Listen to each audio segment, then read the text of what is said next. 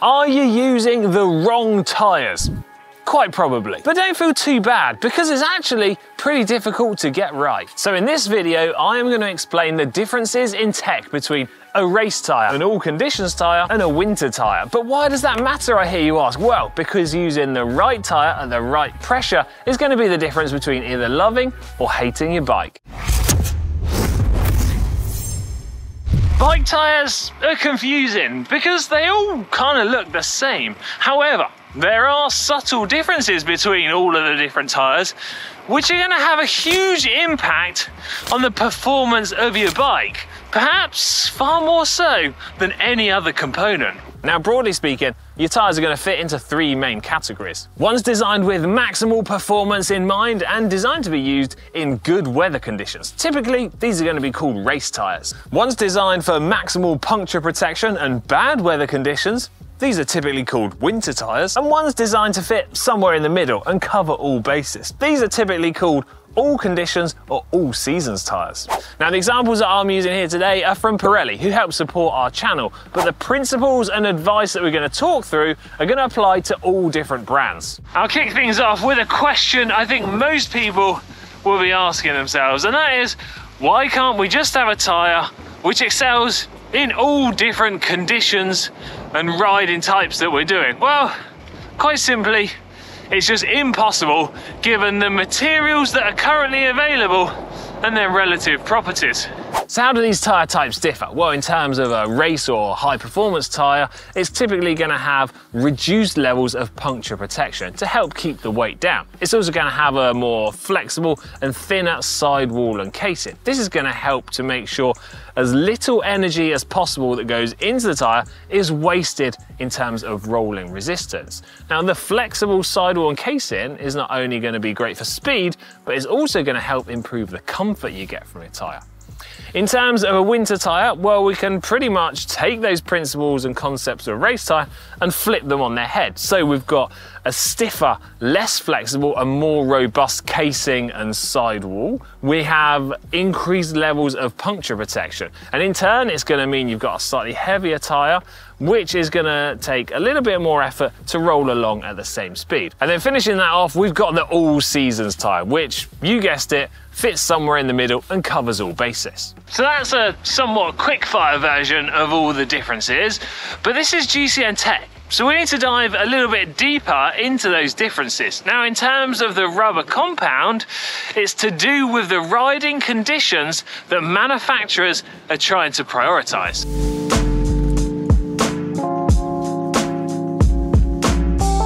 For example, the rubber compound used in the all conditions and winter tyre are the same because they're trying to excel in the colder, wetter conditions, whereas the compound used in the race tyre suits warmer, drier conditions.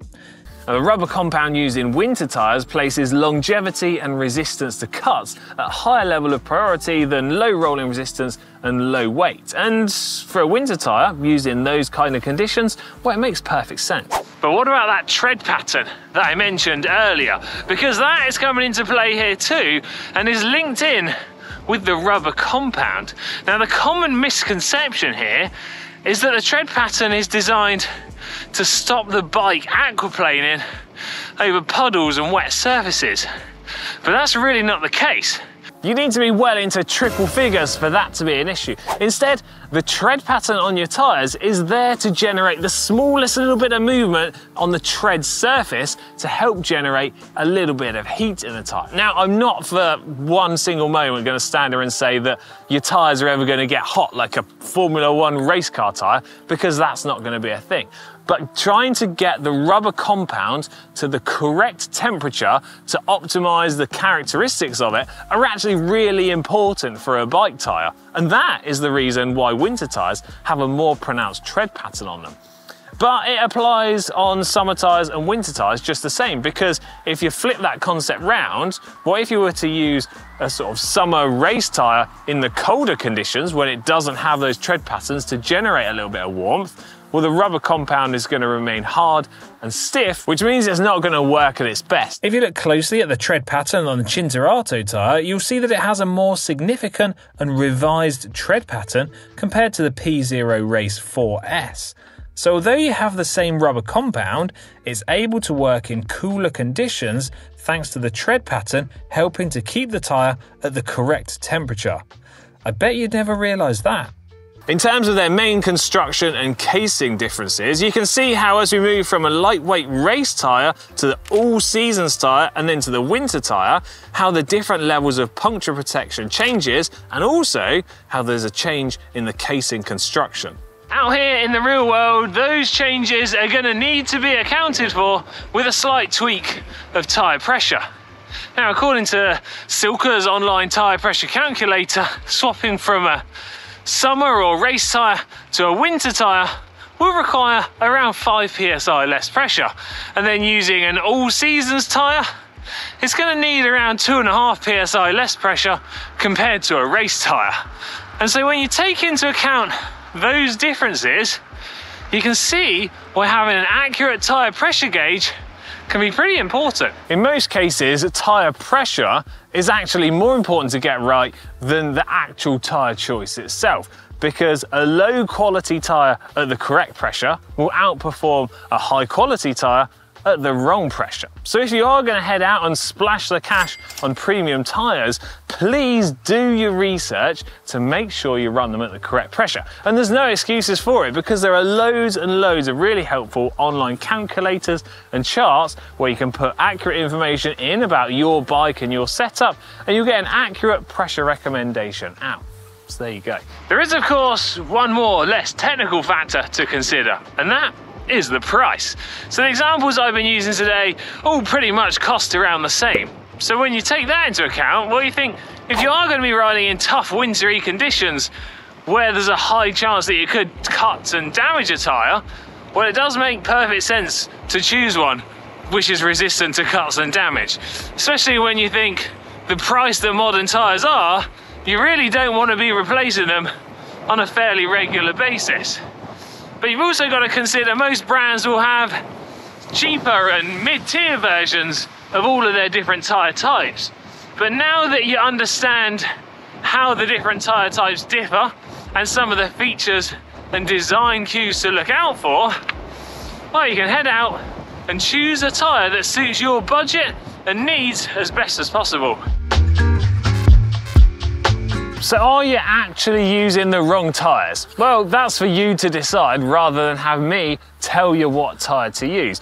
But you need to make sure you're choosing a tyre that matches up and suits the riding and the conditions that you're in most of the time.